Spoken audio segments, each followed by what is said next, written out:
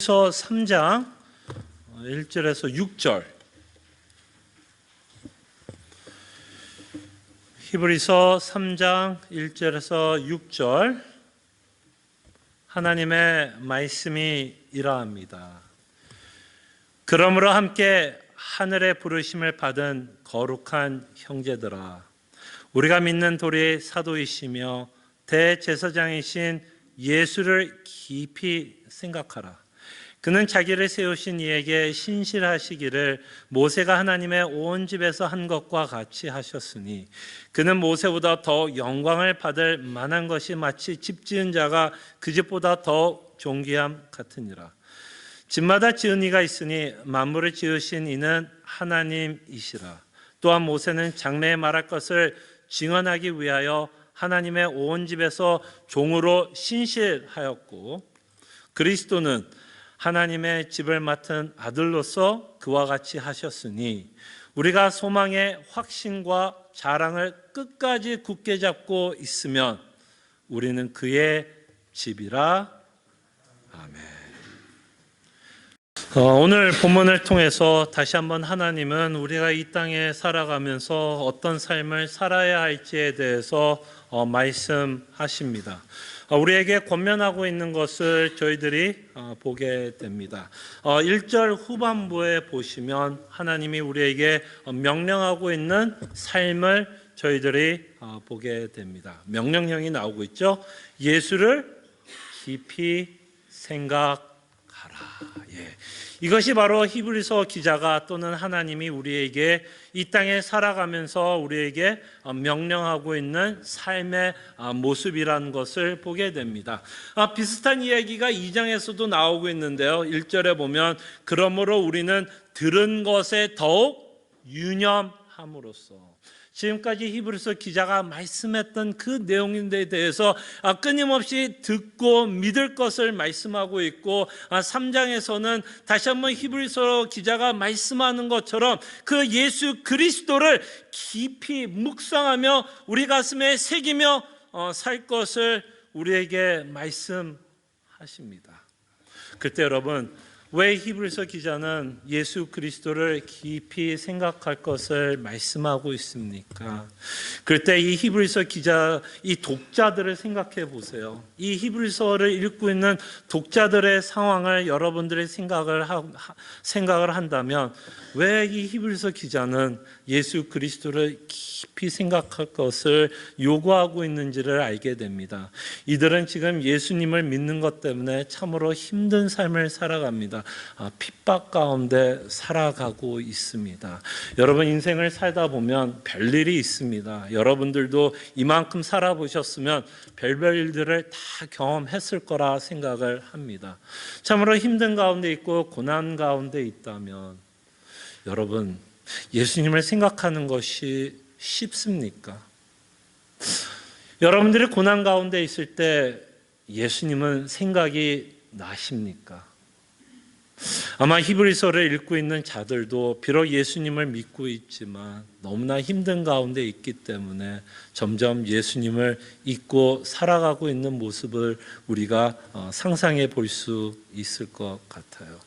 그런 어려운 상황에 있기 때문에 끊임없이 히브리서 기자는 그렇게 힘들어하고 있는 성도들에게 예수 그리스도를 깊이 묵상할 것을 요구하십니다. 이것은 히브리서 독자들에게만 말씀하는 것이 아니라 사랑하는 모든 성도들, 예수 그리스도를 믿고 있는 모든 성도들에게 지금 하나님이 요구하고 있는 명령이다라고 생각을 합니다. 예수 그리스도를 깊이 생각하시기를 바랍니다. 근데 예수 그리스도를 깊이 생각하는데 방해가 되는 것 중에 하나가 지금 말씀드린 것처럼 우리가 고난을 당할 때에도 예수 그리스도를 깊이 생각하는 것에 방해를 받지만, 또 예수 그리스도를 깊이 생각하는데 방해가 되는 것은 이런 경우도 있는 것 같아요. 우리가 받은 구원이 소중하게 여겨지지 않을 때, 우리가 받은 구원이 가치 있게 여겨지지 않을 때, 소중하게 여겨지지 않을 때 우리는 예수님을 깊이 묵상하지 않는 우리의 모습을 보는 것 같아요. 사실 우리가 예수님을 깊이 생각하고 묵상하는 이유가 있다면 그가 우리의 생명의 은인이기 때문에 묵상하는 거 아닐까요? 정말 나 같은 죄인을 구원하시는 예수 그리스도의 인생을 바라보면서 그 십자가를 바라보기 때문에 내가 받은 구원이 너무나 대단하기 때문에 우리는 뭐 하고 싶어요? 도대체 그 예수는 누굴까?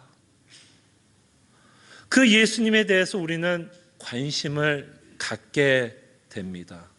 그럴 때 여러분, 우리가 예수에 대해서 관심이 없다면, 매일매일 살아가면서 예수 그리스도를 깊게 묵상하고 있지 않다면 우리가 게을러서도 아니고 어쩌면 우리가 받은 구원이 소중하지 않기 때문에 우리가 예수 그리스도를 깊이 묵상하고 있지 않을 수도 있습니다.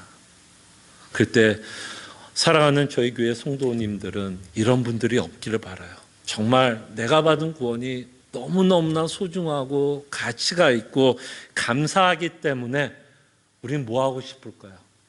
정말 매일 예수님을 깊이 묵상하기를 원하고, 정말 우리의 평생의 소원이 있다면, 그죠? 평생의 소원이 있다면 나를 대속하신 이 예수를 뭐 하고 싶다? 더 알고 싶다.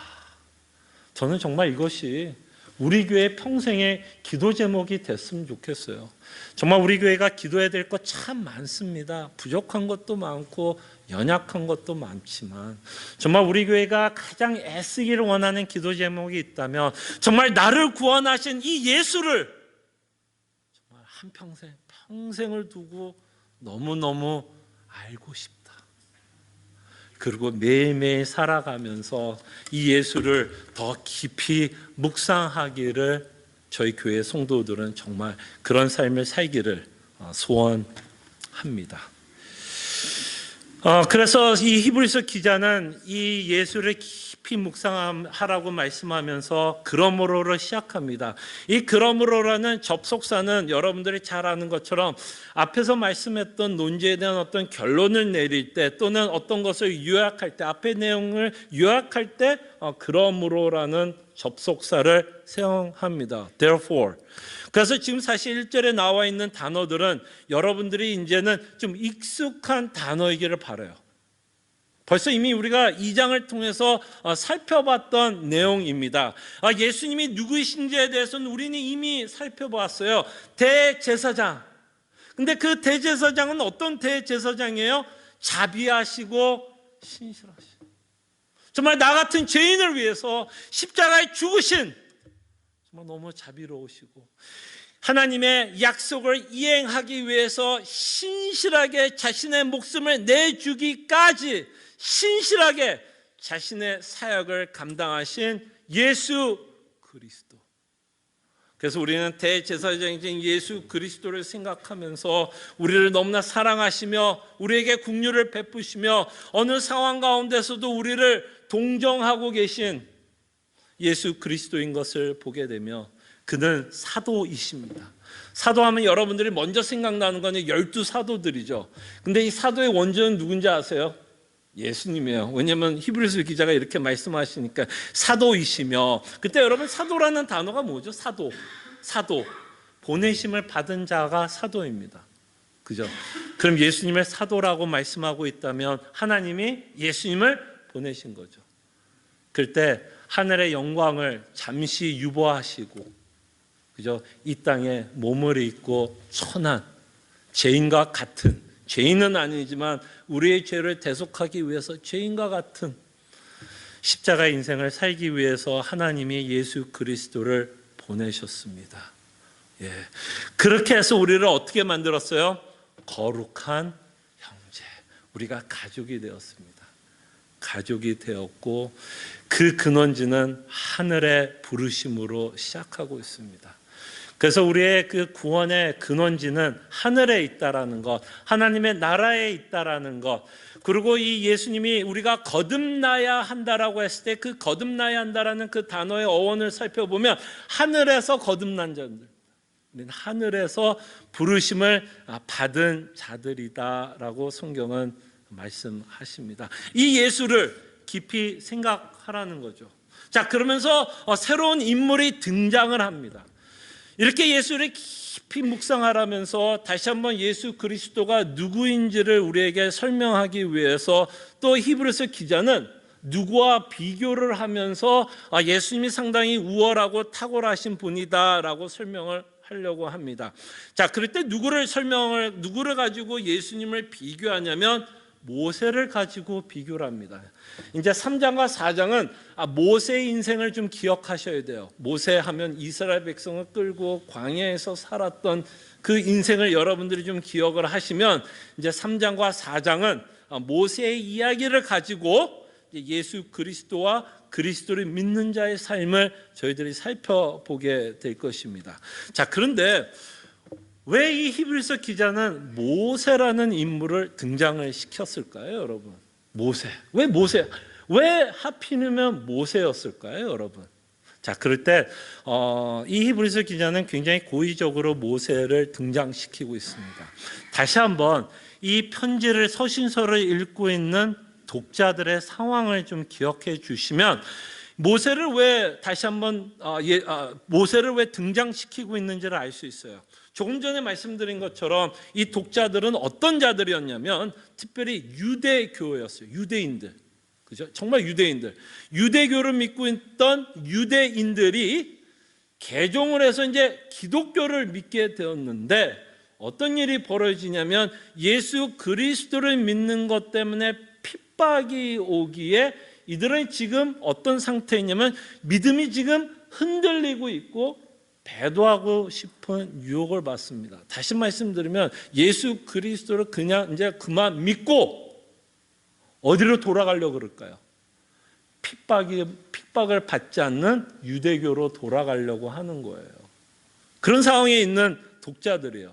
자, 그러면 여러분들이 히브리서 기자라고 그러면 이렇게 유대교로 돌아가려고 하는 이 독자들을 어떻게 설득을 하면 끊임없이 예수 그리스도만을 믿고 따라갈 수 있도록 설득할 수 있을까요, 여러분? 여러분들이라면 어떻게 설득할 수 있을까요? 자, 그럴 때 히브리서 기자는 모세를 등장시키는 거예요. 여러분 생각해 보세요. 유대교라면 이들에게 가장 존경받는 인물이 있다면 누굴까요? 여러분 벌써 생각나는 사람 몇 명 있을 거예요. 그 중에 가장 존경받는 자들이 있었다면 생각나는 사람 다윗, 아브라함, 그 다음에 반드시 뺄 수 없는 자가 있다면 누굴까요? 모세였을 거예요. 예. 그럴 때 이 히브리서 기자는 모세라는 인물을 등장시킵니다. 왜? 그 유대인들에게, 유대교에서는 이 모세라는 자는 너무나 중요한 인물이었어요. 너무나 중요했어요.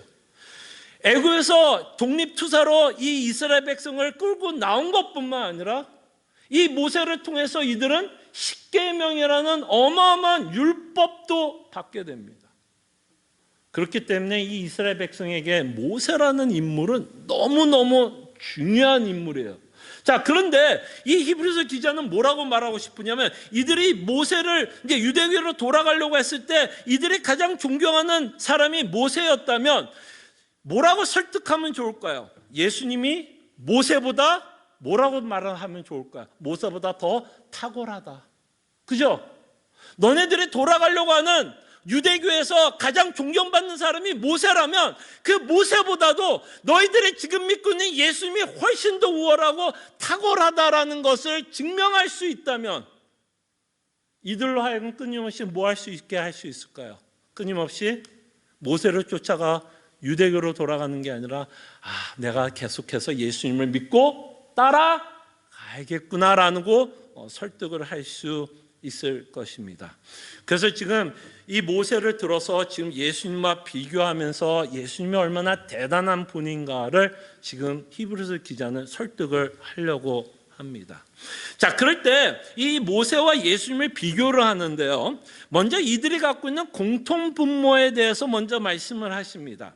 그때 여러분들이 갖고 있는 성경에 보면 5절에 보면 뭐라고 이 모세에 대해서 말씀하냐면 또한 모세는 장래에 말할 것을 증언하기 위하여 하나님의 온 집에서 종으로 뭐 했다고요? 신실하였고, 종으로 신실하였고, 그 다음에 여러분, 지난주에 우리가 살펴본 것처럼 대제사장이신 예수님도 자비하시고 신실하셨다라고 말씀하십니다. 그래서 모세와 예수님의 인생을 보면 하나님이 요구한 삶에 대해서 그들은 뭐 했어요? 상당히 신실하게 자신이 해야 하는 일을 해내면서 살았습니다. 그때 여러분, 모세 인생 신실했다고 볼 수 있을까요? 없을까요? 신실하게 볼 수 있죠. 왜? 여러분 생각해 보세요. 여러분 같으면 어떨지 모르지만 저라면 굉장히 겁을 먹고 도망갔을 것 같아요. 여러분과 저는 주일학교에서 모세가 바로를 만나는 것을 그냥 스토리로 듣고, 야, 모세가 바로 앞에 가서 하나님의 말씀을 전했구나라고 생각할 수 있지만, 사실은 모세가 바로 앞에서 하나님이 요구하는 것처럼 이스라엘 민족을 해방시키라는 것을 요구한다면, 사실 모세는 뭘 걱정하면서 갔을까요, 여러분? 그냥 바로가 들어주겠지 하면서 갔을까요? 아니면 잘못 말했다가는 뭐 할 수도 있다, 죽을 수도 있다라는 걸 모세가 모르고 바로를 찾아가지는 않았을 거예요. 그러면서 모세는 하나님께서 명령하신 것처럼 바로를 찾아가며 한 가지 재앙, 두 가지 재앙, 그러면서 바로의 마음도 왔다 갔다 하죠. 보내줄 것 같다가 또 깜빡해져서 못 보내준다고 하고, 또 그러니까 모세는 또 찾아갔어야 됐고, 또 그러면서 바로는 마치 보내줄 것 같다가 또 깜빡해집니다. 그걸 몇 번을 찾아가요? 모세의 생명이 10개예요. 갈 때마다 아마도 두렵고 떨리는 마음으로 모세는 바로를 찾아갔을 겁니다. 그런 거 보면 모세는 신실했을까요? 신실하지 않았을까요? 신실하다고 말할 수 있겠죠. 그리고 또 하나의 신실한 모습은, 모세는 이스라엘 백성을 애굽에서 정말 끌고 나갑니다. 끌고 나가는데요, 이 이스라엘 백성은 참 특이해요. 특이하다기보다 우리랑 굉장히 비슷해요. 이들이 처음에 하나님으로부터 모세를 통해서 애굽에 나갔을 때는 이들이 하나님께 감사의 찬양을 드렸을까요? 안 드렸을까요? 여러분, 출애굽기 14장 15장 읽어보세요. 이들은 정말 하나님께 너무 감사의 찬송을 드렸습니다. 정말 하나님께서 우리를 애굽에서 끌고 나온 것에 대해서 너무너무나 감사하며 하나님께 찬송과 영광을 돌렸어요. 근데 그 마음이 얼마 갔는 줄 알아요? 1년이나 갔으면 상관이 없습니다. 우리도 그렇죠. 하나님께 은혜 받으면 하나님께 찬송과 영광을 돌리지만, 우리도 그 마음 오래 가요, 안 가요? 오래 안 가요.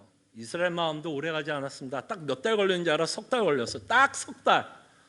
3달 만에 이들의 마음은 완전히 그냥 냉각기로 변합니다. 그냥 차가워지고 강박해지면서 뭐라고 이야기해요? 그때부터 그 찬송과 영광 다 없어지고, 그때부터 이스라엘 백성은 하나님께 끊임없이 뭘 하죠?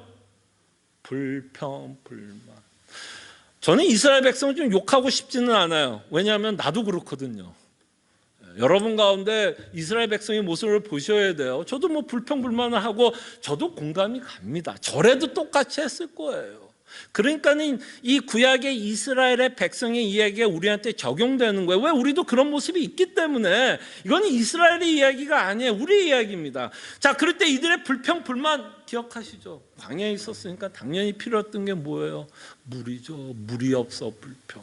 충분히 이해됩니다. 목말라 죽겠는데, 여러분 광야에서 또는 걸을 때, 여러분 목 탔을 때 막 운동 조금만 하고 막 목 탔을 때 막 너무 힘들지 않으세요?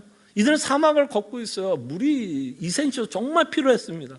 그리고 또 당연히 먹을 거. 저 같으면 당연히 며칠 견디지 못했을 거예요. 근데 더 속상한 것이 있다면, 하나님이 이들의 불평, 불만, 그래 물이 없어 죽을 수도 있으니까 불평할 수도 있고, 먹을 게 없어서 그래서 불평할 수 있어요. 근데 제가 하나님이라면, 물론 제가 하나님이 아니기 때문에 다행인 거죠. 하나님이 자비하시고 긍휼하시고 사랑이 많으시니까 참 다행인 건데, 정말 제가 하나님이라면 그들이 했던 불평 가운데 가장 속 터지는 불평이 있다면 뭘까요? 물도 좋아요. 먹을 거 없어서 불평 좋아요. 근데 정말 속이 터지는 불평은, 이들은 뭐 하고 싶었는지 아세요? 다시 돌아가고 싶었어요. 그 그렇게 구원해서 끄집어내서 이들은 하나님께 찬송과 영광을 돌렸는데 딱 석 달 만에 그 마음은 다 없어지고, 야, 차라리 애굽 가서 오이 먹고 양파 먹고, 아, 그때가 좋았다. 예, 얼마나 속 터진 일이에요. 근데 여러분, 이 모세는 이들을 끌고 가야 한가요? 끌고 갑니다. 이렇게 불평불만하고 있는 이 백성을 보면서 모세는 끊임없이 신실하게 하나님 앞에 서며 이스라엘 백성을 끌고 갑니다. 이만하면 저는 정말 히브리서가 말씀한 것처럼 정말 모세는 신실하다라고도 우리는 말할 수 있을 것 같아요. 그러면서 당연히 예수 그리스도의 신실하심은 너무 당연한 거죠. 제가 설명을 길게 하지는 않겠습니다. 예수 그리스도께서는 아버지께서 하신 약속을 이루시기 위해서 자신의 목숨까지도 드리는 걸 보면 정말 예수 그리스도는 정말 신실하신 대제사장인 것은 우리가 이미 살펴보았기 때문에 길게는 설명하지 않겠습니다. 근데 여기서 한 가지, 우리가 두 분이, 모세와 예수님은 상당히 신실했는데요, 그 신실함의 결과는 굉장히 달랐어요. 모세의 신실함의 열매는 뭐였을까요? 어떤 열매를 맺었다고 우리가 볼 수 있을까요? 제가 이렇게 물어보면 당연히 없다라고 대답을 해야겠죠.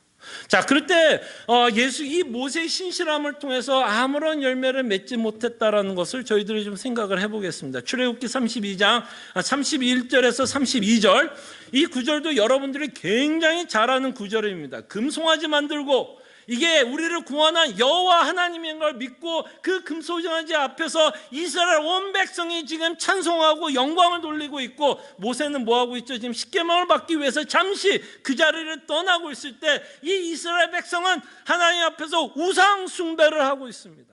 하나님이 가장 싫어했던 우상 숭배를 하면서 하나님의 진노가 이제 찬 거죠. 그러면서 이제 내가 너와 함께하지 않겠다, 지금 그것을 선포하십니다. 자, 그럴 때 우리가 잘 아는 구절이 시작합니다. 31절 제가 한번 읽어드리겠습니다.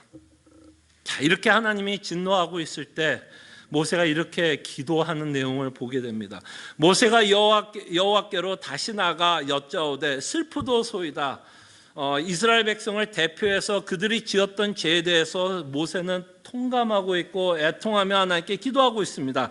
이 백성이 자기들을 위하여 금신, 아까 말했던 금송아지를 만들어 싸우니 큰 죄를 범하였나이다, 죄를 인정하고 있습니다. 그러면서 뭐라고 기도하냐면 대단한 기도를 합니다. 저 같으면 이런 기도 안 해요. 그냥 하나님 버리고 가십시오, 저만이라도 가나안에 들어가겠습니다라고 할 텐데 모세는 그러지 않았던 것 같아요. 32절에 보면 그러나 이제 그들의 죄를 사하시옵소서, 그렇지 아니하면 원하건대 주께서 기록하신 책에서 내 이름을 지워버려 주옵소서. 이 기도는 상당히 낭만적이고 너무나 멋있는 기도 제목 같지 않습니까? 이렇게 기도하는 것만 봐도 이 모세는 이스라엘 백성 앞에서 상당히 신실하고, 그 다음에 뭐도 있어요? 의리도 있고 이스라엘 백성을 향한 충성심도 있다라는 것을 저희가 보게 됩니다. 근데 여전히 우리가 이 본문을 보면서 우리가 물어봐야 되는 것은 이것이 있습니다. 자, 모세는 분명히 신실하다라고 말할 수는 있을 것 같은데, 정말 이 모세가 원하는 대로 주께서 기록하신 책에서 내 이름을 지워버리게 되면 이스라엘의 백성의 죄가 용서를 받을까요? 어때요, 여러분? 받을까요? 기도는 충분히 그렇게 할 수도 있겠고, 정말 모세가 원하는 대로 생명책에서 지워버릴 수도 있겠죠, 하나님이. 근데 정말 모세가 기도하는 것처럼 그렇게 하면 이들의 죄가 사해어지냐 이거예요. 그럴 때 여러분들이 이미 알죠.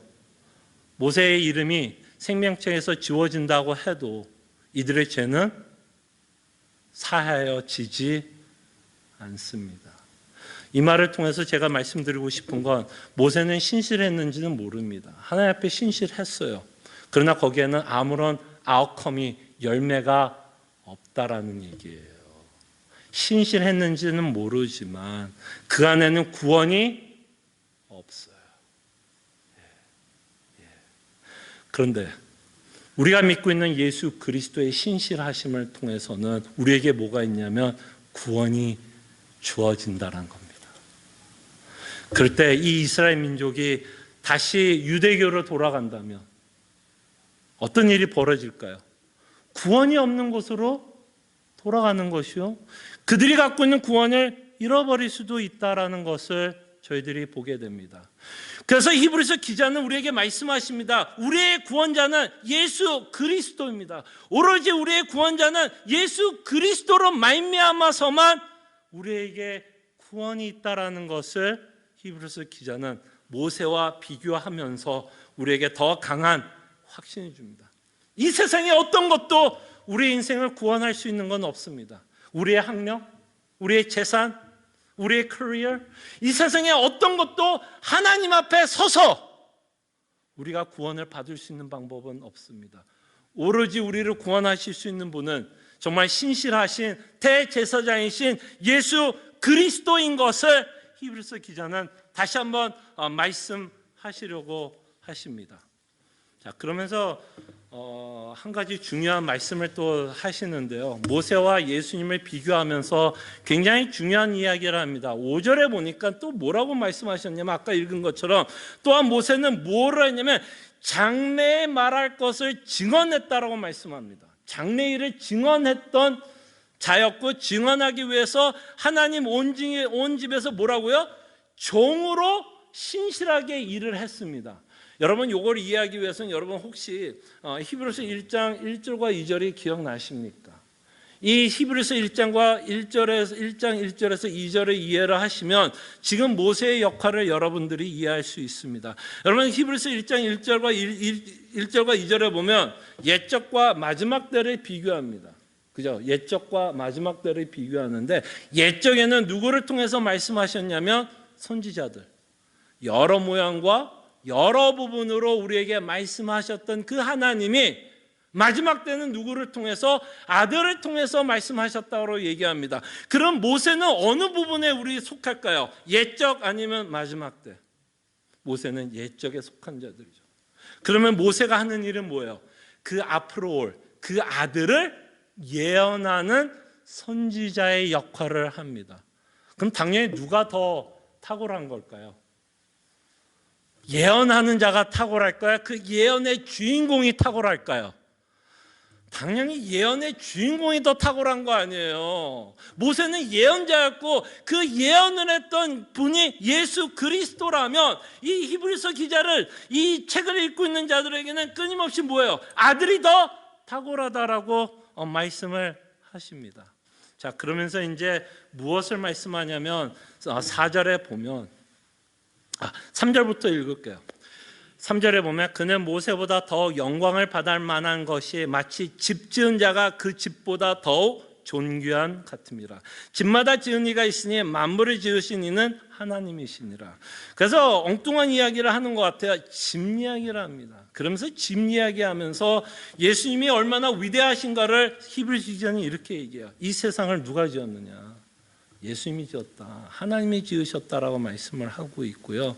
그것과 함께 이 예수 그리스도로 인해서 집을 짓고 있다라고 말씀하십니다. 예수님을 통해서 집을 짓고 있고 그 집의 종은 모세였다라고 말씀합니다. 그럼 여러분, 예수님이 짓고 있는 집이 뭘까요, 여러분? 예수님이 짓고 있는 집이 뭘까요, 여러분? 예수님이 짓고 있는 집이 뭐예요? 자, 요한복음에 보면 예수님이 짓고 있는 집을 우리에게 설명하십니다. 요한복음 14장 1절에서 3절인데요.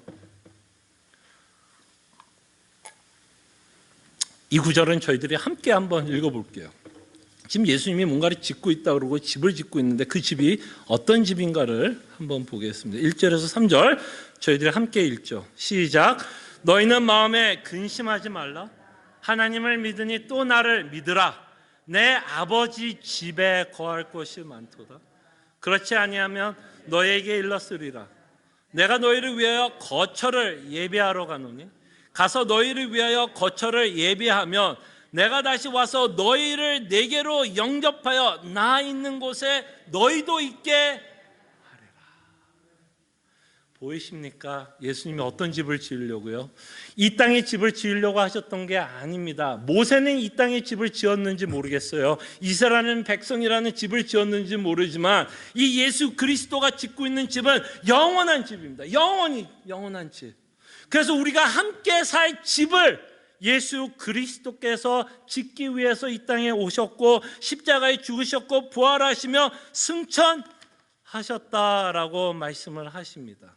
그때 여러분, 혹시 여러분 가운데 그런 분이 있으세요? 혹시 리타이어 하면 그래도 리타이어 하면 살 집이 있으면 참 좋겠다라고 생각하시면서 열심히 사시는 분이 있으십니까? 리타이어 하우스 있으면 참 좋겠다.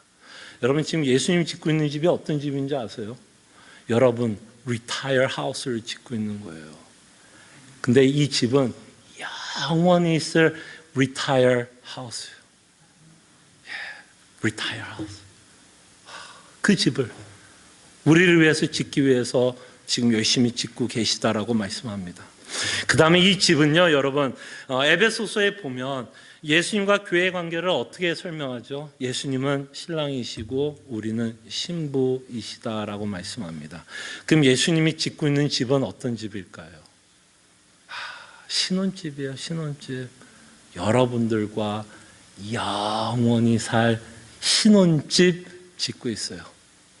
허니문 하우스라고 표현하면 좋을까요? 근데 그 집은 어떤 성격을 갖고 있죠? 집에 누가 살아요? 지나가는 홈레스가 살아요? 집은 가족이 사는 곳이죠. 그럴 때 여러분, 예수님이 여러분들을 거룩한 형제다라고 부릅니다. 가족이란 얘기예요. 그 가족이라는 것을 통해서 여러분들은 하나님과 영원히 살 수 있는 가족이 되었고 그 가족이 살 집을 지금 예수님이 짓고 계십니다. 어때요? 모세보다 우월한 것 같아요? 아닌 것 같아요? 우월하죠. 이 세상에 줄 수 없는 영원한 집, 이 세상에 줄 수 없는 영원한 신혼집을 우리를 위해서 지금 짓고 있다라고 합니다. 근데 이 집에 살려면 우리가 어떤 자가 되어야 되죠? 거룩한 자가 되어야 돼요. 거룩하지 않고서는 이 집에서는 살 수가 없어요. 그래서 예수 그리스도를 말미암아 여러분과 저를 거룩하게 하셔서 그 신혼집에, 그 영원한 리타이어 하우스에 우리를 지금 초대합니다. 그래서 어떤 분이 이 히브리서를 강해하면서 설교하면서 기독교를 이렇게 표현하더라고요. 여러분들 이게 좀 설득이 되세요? 어떤 분이 이렇게 설명을 해요. 기독교는 천국적 종교다. 천국적 종교다. 기독교는 천국적 종교다. 우리의 시선을 끊임없이 어디를 바라보게 해요? 천국을 바라보게 하는 종교다라고 말씀하십니다. 근데 이 말이 맞는 것 같아요. 제가 왜 맞는다라고 말씀을 하냐면 여러분 혹시 예수님이 첫 번째 설교도 무엇이었는지 기억나십니까? 예수님이 공생애를 하면서 특별히 마가복음에 읽어보면 예수님이 공생애를 하면서 첫 번째 하신 설교는 내가 너희를 위해서 십자가에 죽어 너희 죄를 대속하겠다라는 설교의 내용이 아니라 오히려 하나님의 나라가 가까웠다라고 설교를 시작하십니다. 우리가 영원히 살 나라, 영원히 살 집에 관해서 예수님이 첫 번째 설교를 하고 있습니다. 그래서 기독교는요, 굉장히 미래지향적 종교입니다. 굉장히 미래지향적이에요. 이렇게 미래를 바라볼 수 있고 장래일을 바라볼 수 있다면 그 장래일은 우리에게 이 땅에 살아가면서 우리에게 무엇을 주냐면 소망을 줍니다. 이 예수 그리스도로 말미암아 하나님께서 이루시려고 하시는 그 장래일을 우리가 보게 되면 그 장래일이 우리 안에 들어왔을 때 우리 인생 가운데 지금 살고 있는 우리 인생 가운데 들어왔을 때 우리에게 소망을 줘요. 그래서 그 하나님의 집을 우리가 이해를 하고 있고 장래에 있을 이 일에 대해서 우리가 기억을 한다면 6절의 말이 너무 맞다고 생각합니다. 6절에 보면 그리스도는 하나님의 집을 맡은 아들로서 그와 함께 하셨으니 우리가 소망의 확신과 장래를 끝까지 굳게 잡고 있으면 우리는 그의 집이라. 글쎄 이 구절을 좀 이렇게 한번 설명해 볼까요? 이 하나님의 집에 사는 사람들의 특징이 뭐라고 생각하십니까? 이 하나님의 나라의 집에 사는 사람들의 특징이 뭘까요? 이 땅에 살아가면서 장차 있을 그 하나님의 집에 사는 사람들의 모습은 어떤 모습으로 나올까요? 바로 이 모습으로 나타납니다. 소망의 확신과 자랑을 갖고 이 땅에 살아갑니다. 그 자가 어떤 자들이에요? 하나님의 집에 속한 자들이에요, 여러분. 그래서 이렇게 힘들게 살아가는 히브리서 독자들에게 끊임없이 하나님의 계획을 말씀합니다. 이 땅의 끝이 아니야. 너의 고생이 이곳으로 끝나지 않아. 너의 아픔이 이곳으로 끝나지 않고 영원히 우리가 살 집이 있으니 뭐하란 얘기예요? 그 그리스도를 붙잡고 그 그리스도께서 주시는 그 영원한 집을 바라보면서 이 땅에서 소망을 갖고 살아갑니다. 우리는 과거에 집착하는 분들이 아니에요. 과거는 여러분들이 두 가지만 기억하십시오. 내가 죄인이었다라는 것만 기억하시면 돼요. 내가 죽을 수밖에 없는 죄인이었던 것만 기억하시고 과거에 예수 그리스도를 말미암아 내 죄가 사해졌다는 것을 기억하십시오. 그리고 우리의 삶은 끊임없이 어디를 바라보는 거예요? 이 땅을 바라보는 게 아닙니다. 이 땅은 우리에게 피곤한 거예요. 수고하고 짐진 자의 삶을 살아갑니다. 그러나 그 신실하신 예수 그리스도께서 십자가에 죽으신 그 사건을 통해서 우리는 이 장래일에 대해서 확신할 수 있다라는 거예요. 자신의 목숨까지도 주셨다면 영원히 여러분과 저희가 살 집 주는 게 문제일까요? 생명이 더 중요할까요? 집이 더 중요할까요? 생명이 더 중요한 거 아니에요? 근데 그 생명도 주셨다라는 거예요. 그 생명까지도 주셨는데 그 마지막 약속, 그 집을 왜 우리에게 안 주시겠어요? 그래서 그 집을 우리는 끊임없이 바라보면서 삽니다. 그렇게 우리 안에 소망과 담대함을 갖고 살아갑니다. 그리고 이 땅에 조금 고생을 해도 조금 마음이 아픈 일이 있어도 그 장래일 때문에 우리는 끊임없이 뭐라고 고백해요? 소망이 있다. 그리고 담대하게 우리는 이 땅에서 하나님이 요구하는 신앙의 삶을 살아냅니다. 기도하죠. 아버지 사랑 내가 노래해, 아버지 은혜 내가 노래해. 그 사랑 변함없으신 거짓 없으신 성실하신 그 사랑, 사냥 갈 때 꺾지 않으시는 꺼져가는 등불 끄지 않는 그 사랑 변함없으신 거짓 없으신 성실하신 그 사랑,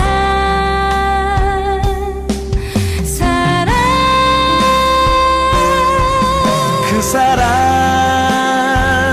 날 위해 죽으신, 날 위해 다시 사신 예수 그리스도, 다시 오실 그 사랑.